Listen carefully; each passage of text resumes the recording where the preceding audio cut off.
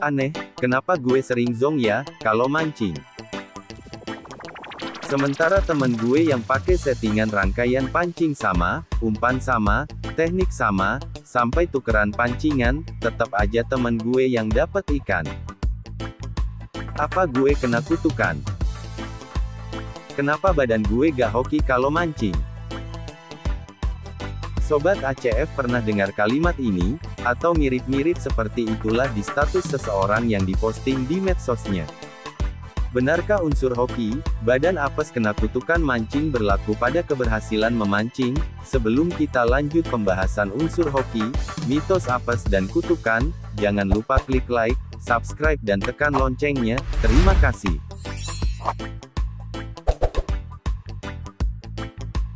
Dalam dunia mancing ada baiknya sobat menggunakan akal dan pikiran terlebih dulu, untuk mencermati sekaligus mempelajari apa yang sudah sobat lakukan, mulai dari menyiapkan piranti atau peralatan memancing. Dengan mengingat dan mempelajari lagi apa yang sudah sobat lakukan, ketika memancing dan hasilnya tidak bagus, maka minimal sobat ACF bisa berpikir untuk lebih kreatif, mulai dari mengganti piranti yang tidak cocok atau mempelajari teknik mancing yang lain. Dan kalau kita melihat YouTube, atau di acara Mancing Mania di televisi, kok begitu cepat strike dengan ikan yang lumayan besar. Namun secara kenyataan kadang mancing sering tidak dapat ikan atau boncos. Hal ini kadang membuat putus asa, kadang frustasi, karena sudah beli piranti pancing mahal, tapi pas mancing boncos. Kadang juga patah hati sehingga piranti pancing dijual dan berhenti menjadi seorang angler. Tapi Sobat ACF tak perlu khawatir, kami telah mencoba menelusuri mengapa banyak para pemancing mania yang mengeluh dengan alasan tidak dapat ikan. Berikut beberapa alasan dan penyebab boncos menurut ACF. Yang pertama, waktu memancing di saat ikan tidak aktif, ikannya ada, tapi tidak menyambar umpan. Sobat ACF harus memahami sedikit tentang waktu memancing, jangan habiskan waktu sobat bermain dengan ikan. Ada banyak hal yang menyebabkan ikan tidak aktif atau belum saatnya aktif walaupun umpan diletakkan di depan mulutnya. Pengaruh temperatur adalah salah satu penyebab aktivitas ikan meningkat atau menurun, dan kadangkala ikan berpindah ke daerah lain untuk menghindar.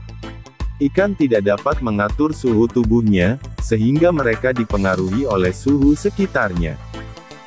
Jika suhu airnya hangat, metabolisme ikan meningkat, makan dan respirasi meningkat dan ada peningkatan gerakan secara umum. Dan jika suhu airnya dingin, ikan menjadi lesu dan cenderung tidak aktif. Tapi, tidak semua ikan seperti itu, contohnya pada pemancing di kolam turnamen yang diberikan sentral temperatur kolamnya. Cuaca, bulan, arus pasang surut memiliki banyak kaitan dalam memancing. Faktor ini menentukan temperatur dan sering dipakai orang dalam menentukan waktu terbaik untuk mancing. Untuk waktu terbaik kami akan membahasnya di video selanjutnya.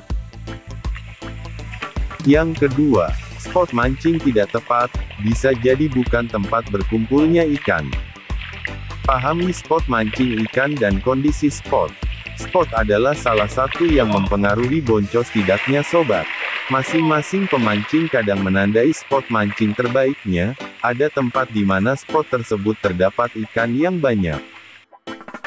Untuk menemukan spot terbaik memancing, Sobat ACF bisa melihat kondisi kolam, danau, sungai ataupun laut. Kali ini kami membahas spot kolam, biasanya ikan akan berkumpul di mana kondisi air dangkal, terdapat aliran sirkulasi temperatur air seperti blower, dan ini kami sampaikan sesuai pengalaman pribadi dan dari berbagai sumber. Suhu air tersebut sangat disukai ikan, terutama ikan mas atau nila, karena ikan senang bermain di spot itu. Yang ketiga, lure, atau umpan yang dipakai tidak sesuai.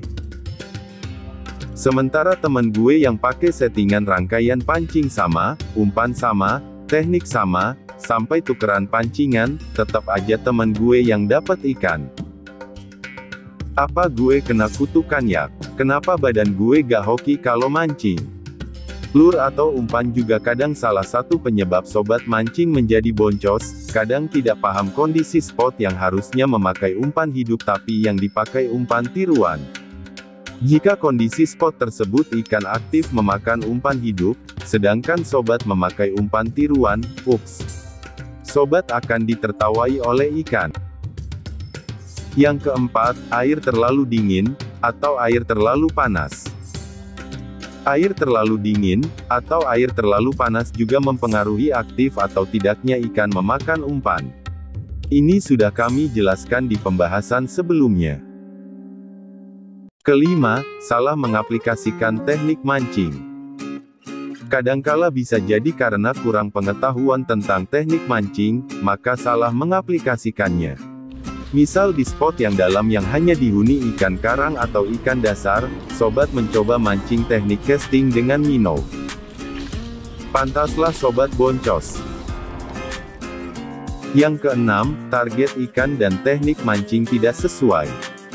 Sepertinya sudah banyak dijelaskan sebelumnya, hanya menambahkan saja.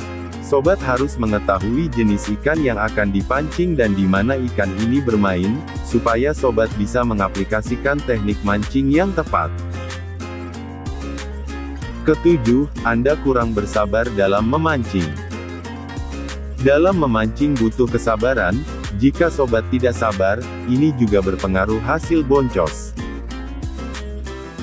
Yang kedelapan, spot mancing salah atau bukan tempat ikan melintas. Sudahkah mencoba bergeser dari spot satu ke spot lain? Faktor berikut menyebabkan hasil tidak maksimal adalah ikan yang kurang suka melintas di spot yang sobat pancing. Cobalah bergeser dan jangan hanya terpaku di satu spot yang tidak mendapat sambaran sama sekali. Kesembilan, tidak memperhatikan angler lain yang mendapatkan ikan. Spot sama, umpan sama, settingan rangkaian pancing sama, bahkan teknik mancing pun sama, tapi tetap tidak dapat ikan. Pernahkah sobat melihat dan memperhatikan apa yang dilakukan angler lain ketika sedang memancing? Apakah hanya menaruh joran lalu diam menunggu, atau memainkan reel menggulung perlahan, atau juga menggerakkan joran? Jika angler lain atau teman sobat melakukan hal itu, contek saja, menggulung reel perlahan, otomatis akan memindahkan umpan secara perlahan-lahan sambil berharap umpan sampai di tempat yang ada ikannya. Yang ke-10 adalah faktor hoki. Penyebab tidak dapat ikan terakhir adalah faktor hoki. Jika semua hal yang sobat lakukan sama dengan teman atau angler lain tetapi hasil akhirnya berbeda, maka bisa jadi faktor hokilah yang berperan. Kenapa faktor hoki ditempatkan di urutan terakhir? Karena faktor hoki adalah hal terakhir yang harus dijadikan patokan bagi pemancing, agar selalu berusaha dan kreatif dalam memancing. Pemancing yang optimis tidak akan pernah merasa puas, hanya dengan mendapatkan satu atau dua ekor saja. Dan tetapi pemancing optimis selalu yakin akan mendapatkan ikan dimanapun dia memancing. Jangan pernah merasa diri sobat adalah apes, atau tidak berbakat dalam memancing, tidak hoki dan berpikir tidak akan pernah dapat hasil baik.